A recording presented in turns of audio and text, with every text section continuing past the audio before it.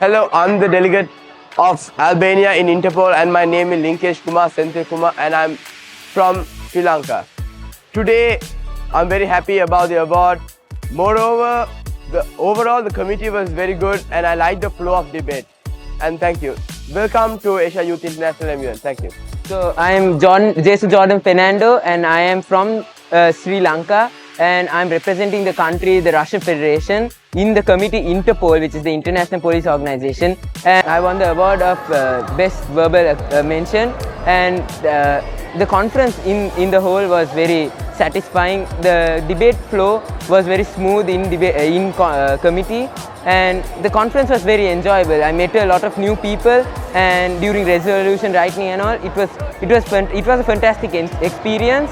And I feel like anyone who comes to this conference will go back home with the satisfaction in mind and more knowledge in mind. And yeah, that's all from me. Thank you. See you at the next Asia Youth International MUN. Hi delegates, I am AYIMUN today. I am representing delegate of Portugal. I'm from Costa Rica.